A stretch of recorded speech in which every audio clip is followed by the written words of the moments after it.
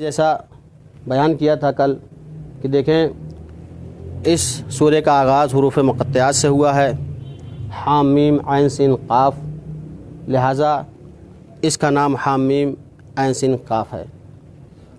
دوسرا نام عین سین قاف ہے اور تیسرا نام حامیم سین قاف ہے، اور جو چوتھا نام اس کا جو بہت ہی مشہور ہے اور اسی نام سے جو ہے یہ سورہ جانا جاتا ہے وہ ہے، اس کا نام سورہ شورا ہے،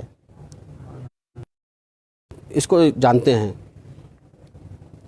اس کے بعد میں نے یہ بیان کیا تھا کہ یہاں پہ خدا بند عالم کہہ رہا ہے ذالک اللہ، یعنی کہ بشارت دے دیجئے ہمارے ان بندوں کو، کن بندوں کو جو کیا ہیں مومن ہیں، عمل صالح انجام دیتے ہیں، ان کو کیا کریے آپ بشارت دے دیجئے۔ تو یہاں پہ سوال یہ پیدا ہوا کہ وہ کس چیز کی بشارت خدا اپنے مومن بندے کو دینا چاہتا ہے۔ تو اس سے پہلی والی آیت میں جیسے کہ بیان ہوا تھا، ایک ٹکڑا میں نے پڑھا تھا والذین آمنوا وعملوا الصالحات فی،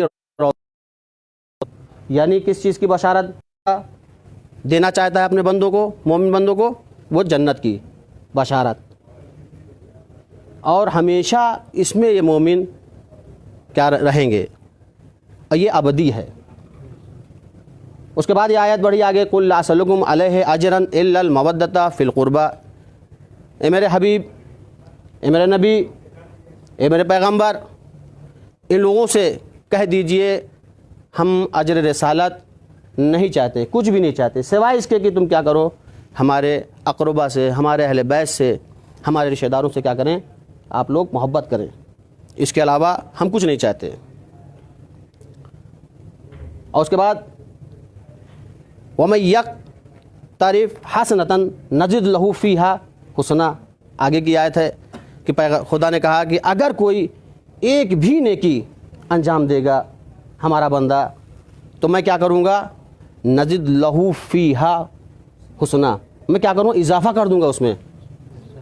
اور میں نے یہ بھی کہا کہ دیکھیے ایسے نہیں بول رہے ہیں، بلکہ اس کے خدا یہ بھی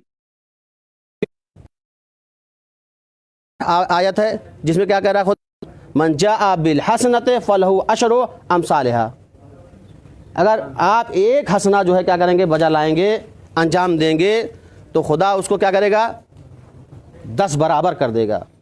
یعنی ایک نیکی آپ انجام دیجئے، خدا اس کا بدلہ جو دیتا ہے 10 برابر، یعنی 10 گنا دے رہا ہے۔ اور اس کے بعد شان نزول کے بارے میں ہم نے بیان کیا کہ اس کی شان نزول کیا ہے۔ تو جیسا کہ سب جانتے ہیں کہ انصار جمع ہوئے تھے اور آپس میں مل کر رسول پیغمبر کے پاس آئے اور کہنے لگے کہ آپ نے بہت ہی زحمت اٹھائی ہے، پریشانیاں مشکلات ہم تک اسلام پہنچانے میں، لہٰذا ہم کیا چاہتے ہیں کہ آپ کو کچھ اجر، کچھ اجرت دیں۔ تو پیغمبر نے کہا، خاموش تھے پیغمبر، یہ آیت نازل ہوئی قل لا اسألکم علیہ اجرا الا المودۃ فی القربى، پیغمبر نے ان کو یہ آیت سنائی، اور جو چاہنے والے تھے، جو اہل بیت کی محبت رکھنے والے تھے، ان کا تو چہرہ کھل گیا اور ہنسی خوشی وہ جو ہے اپنے گھروں کو واپس ہوئے، لیکن جو منافق تھے ان کو کھل گیا اور آپس میں چیمی گوئیاں کرنے لگے۔ دیکھا کہ پیغمبر کیا چاہتے ہیں، پیغمبر یہ چاہتے ہیں کہ آخر میں اپنے بعد ہم کو، اپنے اہل بیت کو ہم پر مسلط کریں۔ ابھی یہ گھر نہیں پہنچے تھے کہ فوراً آیت نازل ہوئی، ام یقولون افتری علی اللہ کذبا، یہ کیا یہ گمان کرتے ہیں یہ لوگ ہمارے پیغمبر کی طرف جھوٹی نسبت دے رہے ہیں، ہمارے پیغمبر کی طرف کیا کر رہے ہیں، جھوٹی نسبت دے رہے ہیں یہ لوگ۔ اس کے بعد پیغمبر نے ان کو بلایا، اس کے بعد اس آیت کو انہیں سنایا۔ جب آیت سنا پھر دوبارہ، ابھی تک چیمی گوئیاں کرتے جا رہے تھے، اب روتے ہوئے گھر جا رہے ہیں کہ ہم نے کیا کر دیا۔ لیکن فوراً آیت نازل ہوئی والذی یقبل التوبہ عن عبادہ، کہ پروردگار وہ ہے تمہارا جو تمہارے گناہوں کو کیا کرتا ہے، بخش دینے والا ہے، کیونکہ وہ رحمان ہے، رحیم ہے، وہ نظر انداز کر دینے والا ہے۔ تو ہماری بات یہاں تک پہنچی تھی، صرف شان نزول بیان کیا تھا۔ اس کے بعد ایک روایت جو میں نے صحرا نشین کا بیان کیا تھا، میری بات پہنچی تھی، کہا تھا کہ آیا اس جو قل لا اسألکم علیہ اجرا الا المودۃ فی القربہ، القربہ کا جو لفظ آیا اس کے معنی کیا ہیں؟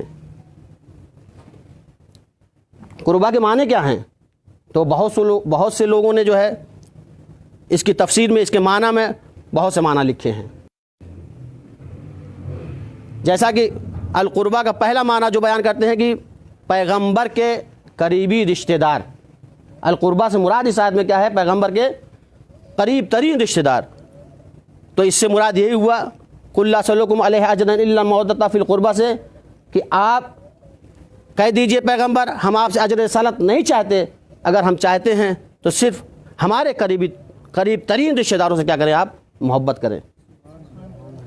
دوسرا معنی جو کرتے ہیں وہ تقرب خدا کے معنی کرتے ہیں، یعنی القربہ سے مراد کیا ہے؟ تقرب خدا ہے، یعنی خدا سے قریب ہونا ہے۔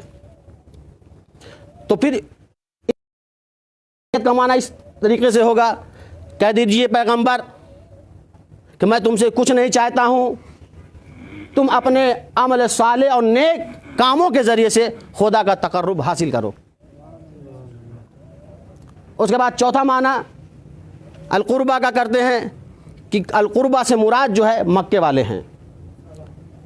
اگر یہاں پہ القربہ کا معنی جو ہے مکہ والا مان لیا جائے کہ مکے والے، تو قل لا اسألکم علیہ اجرا الا المودۃ فی القربہ کا معنی ہوا اے پیغمبر ان لوگوں سے کہہ دیجیے کہ ہم تم سے کچھ نہیں چاہتے، اے مکے والوں صرف تم مجھ سے محبت۔ القربہ کا معنی بیان کرتے ہیں تو کہتے ہیں کہ القربہ سے مراد جو ہے مسلمان جو آپس میں جو کیا کریں؟ محبت کریں۔ تو یہاں پر جو معنی ہوگا تو یہ ہوگا اے پیغمبر ان لوگوں سے کہہ دیجئے ہم آپ سے اجر رسالت نہیں چاہتے، کچھ نہیں چاہتے، صرف یہ چاہتا ہوں کہ آپ آپس میں کیا کریں؟ محبت کریں، ایک دوسرے کو کیا کریں؟ دوست رکھیں۔ یہ معنی القربہ کے ہیں۔ القربہ جو ہے قرب سے آیا ہے، اور اس قرب کے معنی میں صاحب مصباح المنیر کہتے ہیں کہ دیکھیے قرب کے بھی کئی معنی ہیں۔ ابھی تو میں نے یہ معنی بتایا، انہوں نے کہا کہ قرب کے کئی معنی ہیں۔ دیکھو یا تو قرب مکانی ہوتی ہے، یا قرب زمانی ہوتی ہے، یا قرب نسبی ہوتی ہے، قرب روحانی ہوتی ہے، قرب مقام و منزلت کے لیے بھی آتی ہے۔ یعنی دیکھیں اتنے معنی ہیں قرب کے، اور یہ بھی نہیں انہوں نے ایسے ہی کہہ دیا، بلکہ دلیل بھی ہے قرآن کی۔ قرب مکانی کے لیے خداوند عالم ارشاد فرما رہا ہے وَلَا تَقْرَبَا هَٰذِهِ الشَّجَرَةَ فَتَكُونَ مِنَ الظَّالِمِينَ۔ اے میرے نبی، اے میرے پیغمبر، تم اس شجر کے قریب مت جانا ورنہ ظالمین میں سے ہو جاؤ گے۔ یعنی معلوم یہ ہوا کہ یہاں پہ قرب مکانی ہے۔ اور اس کے بعد زمانے اقترب للناس حسابهم فی غفلۃ معرضون، کہ آپ دیکھیں یہاں پہ یہ قرب زمانی ہے کہ انسان کا حساب و کتاب کیا ہو رہا ہے؟ قریب ہو رہا ہے اس سے، لیکن وہ غفلتین، لیکن وہ کیا ہے؟ غفلت میں ہے اور اپنا منہ پھیرے ہوئے ہے۔ اس کے بعد قرب نسبی اذا حضر القسمۃ اولو القربہ، یعنی جب ارث تقسیم ہو رہی ہو تو وہاں پر تمام وارثوں کا، تمام رشتہ داروں کا حاضر ہونا ضروری ہے۔ یہاں قرب نسبی کے معنی ہے۔ اس کے میں نے کہا مقام و منزلت، تو مقام و منزلت کے لیے ارشاد ہو رہا ہے والسابقون السابقون اولئک المقربون، یعنی جو سب بڑھ گئے، قریب ہو گئے، عمل صالح اور نیک کاموں کے ذریعے سے خدا سے کیا کر رہے ہیں؟ قربت حاصل کر رہے ہیں۔ ایسا نہیں ہے کہ صرف پیغمبر یا نبی ہی جو ہے قریب ہو سکتے ہیں، نہیں، عام آدمی بھی جو ہے خدا سے کیا ہو سکتا ہے؟ قریب ہو سکتا ہے۔ خدا سے قریب عام آدمی بھی ہو سکتا ہے اگر وہ نیک، صالح، متقی، پرہیزگار ہے تو واقعاً وہ اپنے خدا سے قریب ہو سکتا ہے۔ آپ کہیں گے وہ کیسے؟ دیکھیے جناب موسیٰ ہیں، حضرت موسیٰ علیہ السلام نے کہا کہ اے خدا میں اس شخص کو دیکھنا چاہتا ہوں جو آپ سے بہت قریب ہے، میں اس شخص کو دیکھنا چاہتا ہوں کہ جو آپ سے بہت ہی قریب ہے۔ یہ سننا تھا تو دیکھنا چاہتا ہوں۔ کہا ٹھیک ہے، جاؤ فلاں جگہ جاؤ، ایک کسان ہے، ایک کشاورز ہے، جاؤ اس سے ملاقات کر لو، وہ میرا جو ہے قریب ترین شخص ہے۔ کہا وہ قریب ترین شخص ہے؟ کہا ہاں۔ جناب موسیٰ چلے، جہاں بتایا تھا اس جگہ پہنچے تو کیا دیکھتے ہیں کہ وہ کھیت میں اپنے کام کر رہا ہے، بیل اپنے کھیتوں میں کیا کر رہا ہے؟ کھیت میں کام کر رہا ہے۔ ایک مرتبہ جناب موسیٰ نے اسے دیکھا، اس کے بعد کہا کہ یہی ہے؟ کہا ہاں یہی ہے۔ ایک مرتبہ ان سے کس طریقے سے یہ تقرب اس نے حاصل کیا ہے؟ اس نے اپنے خدا سے جو قربت حاصل کی ہے، کس طریقے سے قربت حاصل کر لی ہے اس نے؟ تو جبرائیل امین نے کہا کہ ابھی رکو، تم خود دیکھ لیجئے گا کہ کس طریقے سے یہ اپنے خدا سے قریب ہے۔ اس لیے قریب ہے کیونکہ یہ خدا کی رضا پہ راضی رہتا ہے، کیونکہ یہ بندہ کسان اپنے خدا کی رضا پر راضی رہتا ہے، لہٰذا یہ جو ہے کیا ہے؟ خدا سے اپنے قریب۔ کہا یہ کیسے ہو سکتا ہے؟ کہا ابھی دیکھیے گا، آپ خود اسے خود ملاحظہ کیجئے، خود دیکھ لیجئے گا کہ کس طریقے سے یہ اپنے خدا سے قریب ہے اور خدا سے۔ اچھا، ایک مرتبہ اچانک یہ ہوتا ہے کہ اس کی آنکھ کی بینائی چلی جاتی ہے، وہ اندھا ہو جاتا ہے، وہ کسان اندھا ہو جاتا ہے۔ ادھر جب وہ اندھا ہوتا ہے تو وہ پھڑوا لے کر بیٹھ جاتا ہے اور اس کے بعد اپنے خدا سے جو ہے کہتا پروردگار میں تیری رضا پر راضی ہوں، اے پروردگار میں تیری رضا پر راضی ہوں، تو نے مجھے آنکھ دی تھی تو اس وقت میں آنکھ کو دوست رکھتا تھا، آج تو نے مجھے نابینا کر دیا ہے، آج میں نابینا کو دوست رکھتا ہوں۔ صلوات پڑھیے گا محمد و آل محمد۔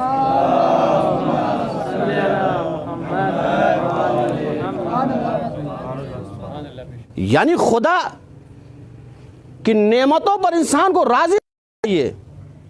اللہ نے اگر مجھے نعمت سے نوازا ہے تو اس پہ راضی رہیں، اس کے لیے جو ہے اگر نعمت کو سلب کر لے رہا ہے تو بھی راضی رہیں، ورنہ ایک آدمی کو اللہ نے نعمت دی اور اس کے بعد اس نے جیسے ہی سلب کیا، دیکھیے آپ ہم ہی ملے تھے اللہ کو، مطلب طرح طرح کی باتیں جو ہیں لوگ کرنا شروع کر دیتے ہیں۔ لہذا اللہ کی جو ہے رضا پر انسان کو راضی رہنا چاہیے۔ اس کے بعد ہوتی ہے اس کی آیت اذا سأل عبادی انی فإنی قریب اجیب دعوت الداع اذا دعان۔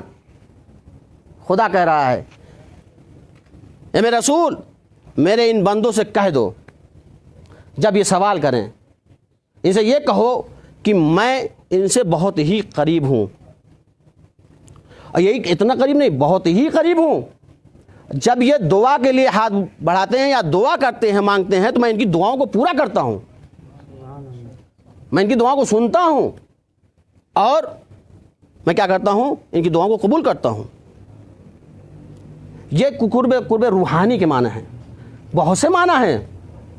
اور اس کے بعد لسان العرب میں ابن منظور کہتے ہیں، ابن منظور جن کی کتاب لسان العرب ہے، اپنی کتاب لسان العرب میں اس معنی کے القربہ کہ جب معنی لکھتے ہیں تو وہ لکھتے ہیں کہ القربہ سے مراد یہاں پر اگر ہے تو پیغمبر کے جو ہے قریبی رشتہ دار ہیں، نزدیکی رشتہ دار ہیں، اس سے مراد یہ ہے۔ تو میں ایک یہاں پر جملہ کہنا چاہتا ہوں کہ اب ہمیں یہ بتائیں مسلمان کہ آخر کون ہے قریبی رشتہ دار؟ آخر قریبی رشتہ دار کون ہے پیغمبر کا؟ پیغمبر کا رشتہ دار وہ ہوگا جس کے بارے میں خود پیغمبر نے کہا فاطمہ تو بضعۃ منی، یا کہا حسین منی وانا من الحسین، یہ قریبی رشتہ دار ہوں گے، یا جسے کہا وہ قوموا عنی، وہ قریبی رشتہ دار ہوں گے جنہیں قوموا عنی کہہ کے نکال دیا جائے، پیغمبر نے نکال دیا ہو، وہ قریبی رشتہ دار ہوں گے، یا جسے کہا حسین منی وانا من الحسین، یہ قریبی رشتہ دار ہیں۔ اچھا یہاں پہ دیکھیے ایک بھی لطافت کہ اس آیت میں فی کا استعمال کیا پروردگار نے، جبکہ اور آیتوں میں دیکھیے تو پروردگار نے ذو کے ذریعے سے کہا ہے، ذل قربہ کہا ہے، زی کے استعمال کیا، ذل قربہ کہا ہے، لام کو استعمال کیا ہے، لیل قربہ کہا ہے، اولو کا استعمال کیا ہے، اولو القربہ کہا ہے، لیکن یہاں پر جب آئے خدا نے جب استعمال کیا ہے فی القربہ کہا ہے۔ بھائی یہ بھی کہہ سکتا تھا خدا نا، قل لا اسألکم علیہ اجرا الا المودۃ للقربى، قل لا اسألکم علیہ اجرا الا المودۃ اولو القربى، قل لا اسألکم علیہ اجرا الا المودۃ ذی القربى یا ذو القربى، کہہ سکتا تھا، لیکن آخر فی میں کیا لطافت تھی کہ پروردگار نے فی القربہ کہا، کوئی نہ کوئی خصوصیت تھی نا، تبھی تو کہا۔ تو اس کی ایک مثال بیان کروں کہ آپ نے سنا ہے، آپ طالب علم ہیں، سب جانتے ہیں اور پڑھے لکھے ہیں، بزرگ ہیں، کہ آپ نے سنا اور اکثر مثال جو ہے آپ سنتے بھی ہیں، یہ السمک فی الماء، مچھلی کیا ہے، پانی میں ہے، السمک فی الماء یعنی مچھلی جو ہے کیا ہے، پانی میں ہے، اور یہ مچھلی اور پانی کا رشتہ بہت ہی اہم ہے، مہم ہے، یعنی پورا دار و مدار، زندگی کا دار و مدار مچھلی کا کیا ہے، پانی سے ہے، کھانا پینا رہنا اس کا کیا ہے، پانی ہے، مچھلی کا پوری حیات ہے اس کی کیا ہے، پانی ہے۔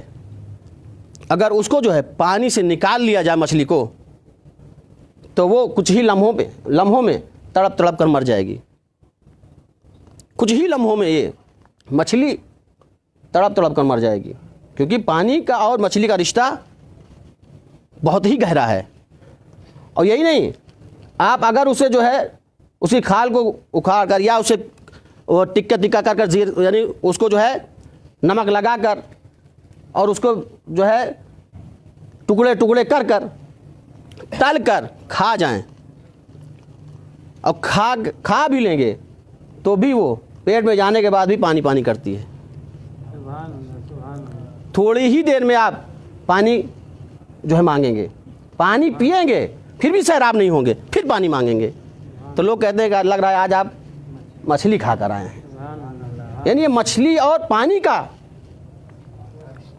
اثر رشتہ کتنا مہم رشتہ ہے، مچھلی اور پانی کا، یعنی اگر اسے پانی سے نکال لیا جائے تو وہ تڑپ تڑپ کر کیا ہو جائے گی، مر جائے گی۔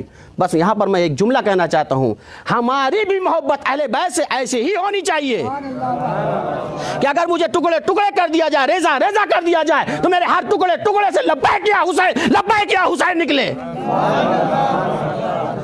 اس کی مثال کہیں نہیں ملتی، اگر ملتی ہے تو کربلا میں ملتی ہے، کہ جب حسین نے حلمن کی صدا بلند کی تو شہداء کے ٹکڑے بلند ہو کر کہنے لگے لبیک یا حسین، لبیک یا حسین، ہمیں موت نے مجبور کر دیا ہے مولا، ورنہ ہم آپ کی نصرت کے لیے حاضر ہیں۔ یہ ہے، اس طریقے سے محبت ہونی چاہیے، کسی سے محبت ہو، اور یہی محبت کا ثبوت اصحاب نے دیا ہے، تو بعض کنیزوں نے بھی محبت کا ثبوت دیا ہے۔ جیسا کہ آپ سب جانتے ہیں کہ شیریں کون تھیں، شیریں یہ کنیز تھی امام حسین کی، انہیں میرے مولا نے جو ہے آزاد کر دیا تھا، انہیں آزاد کر دیا تھا۔ شیریں کوفے آ گئی تھیں اور یہ بھی کہا تھا، شیریں میں ایک دن تمہارا مہمان ہوں گا، شیریں میں تمہارا ایک دن مہمان ہوں گا۔ لیکن شیری کو یہ نہیں معلوم تھا کہ میرا مولا کس طرح کس حال مہمان ہوگا.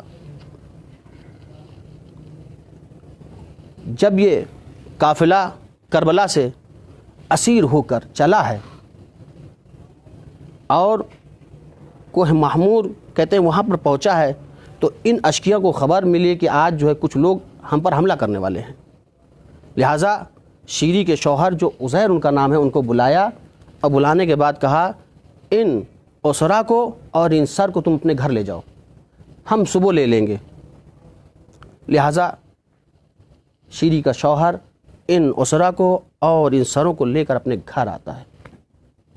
شیری کو نہیں معلوم جو ہمارے گھر میں آیا ہے, جو مہمان آیا ہے, وہ میرا مولا حسین. جب رات کی تاریکی ہوئی, سناٹا ہوا, سب دروازے بند ہو گئے, ایک مرتبہ جناب زینب نے شیری سے کہا کہ اے معظمہ, میں چاہتی ہوں جب سے ہمارے وارث مارے گئے ہیں ابھی تک ہم نے گریہ نہیں کیا ہے, لہذا تو اجازت دے دے کہ میں تیرے گھر میں اپنے بھائی کا, اپنے ماجائے کا ماتم کر لوں, ان پر گریہ کر لوں, ان پر آنسو بہا لوں. بس یہ سننا تھا. شیری نے کہا کوئی بات نہیں, آپ گریہ کریں, مجھے کوئی پریشانی نہیں ہے. بس یہ سننا تھا. ادھر اجازت ملی, بس ایک ایک بیوی کھڑی ہونے لگی. کوئی کہتی تھی ہائے میرا بابا, کوئی بیوی کہتی تھی ہائے میرے 18 برس کی کمائی, کوئی بیوی کہتی تھی ہائے ہم شکل پیغمبر. جزاکم ربکم خیر الجزا.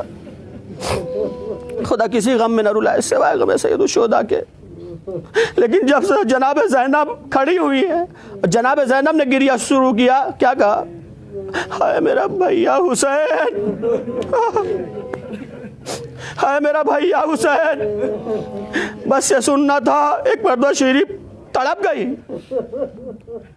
ہاتھ پکڑ لیا, خبردار سب روئے تو مت رو. کہا کیوں؟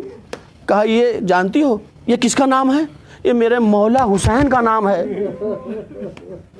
کہا اچھا تجھے اگر رونا بھی, ایک کام کر, تو ان کی بیٹیوں کا نام لے کر رو لے. کہا ٹھیک ہے, مجھے یہ بھی منظور ہے. ویسے سننا تھا. جناب زینب نے کہا ہائے ام کلثوم, ہائے زینب, ہائے سکینہ کا بابا, ہائے کبرا کا بابا. ایک مرتبہ جناب شیری نے کہا اچھا تو ایک کام کر, تو ان کے بیٹوں کا نام لے کر رو لے. سننا تھا. جناب زینب نے کہا ٹھیک ہے, یہ بھی مجھے منظور ہے. جناب زینب نے رونا شروع کیا. ہائے اکبر کا بابا, ہائے اصغر کا بابا. بس یہ سننا تھا. ایک مرتبہ شیری نے کہا تو جن کا نام لے کر رو رہی ہے جانتی ہے کون ہے؟ یہ سب ہمارے مولا کے خانوادے ہیں, ان کے گھر کے بچے ہیں. اچھا تجھے رونا ہے تو ان کے بھائی کا نام لے کر رو لے. بس یہ سننا تھا. ایک مرتبہ جناب زینب نے کہا یہ بھی مجھے منظور ہے. ہائے حسن کا بھائی, ہائے عباس کا بھائی. کہا اچھا ایک کام کر, تو ان کے بہنوں کا نام لے کر رو لے. کہا مجھے یہ بھی منظور ہے. ایک مرتبہ کہا ہائے زینب کا بھیا, ہائے ام کلثوم کا بھیا. ایک مرتبہ شیری تڑپ گئی, پوچھا ہے معظمہ تو ہے کون؟ ایک مرتبہ جناب زینب نے کہا رے شیری تو نے نہیں پہچانا, بنت علی, انا زینب بنت علی. ارے میں زینب ہوں. ایک مرتبہ سننا تھا. شیری تڑپ گئی. شیری نے کہا میرا مولا کہاں؟ کہا اے شیری یہ دیکھ جو سر دیکھ رہی ہے یہ تیرے مولا حسین کا شاہ سر ہے.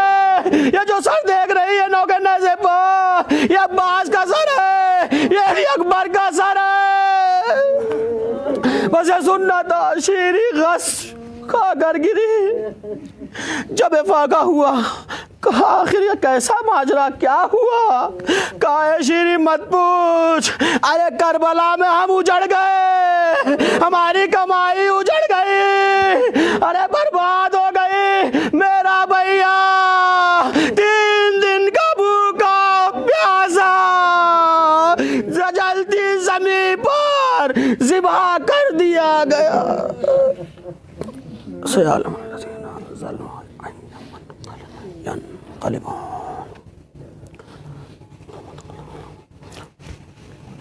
اللهم ادخل على اهل القبور السرور، اللهم اغن كل فقير، اللهم اشف كل جاع، اللهم اكسو كل عريان، اللهم اجز دين كل مدين، اللهم فرج عن كل مكروب، اللهم رد كل غريب، اللهم فك كل عسير، اللهم اصلح كل فاسد من امور المسلمين، اللهم اشف كل مريض، اللهم سد فقرنا بغناك، اللهم غير سوء حالنا بحسن حالك،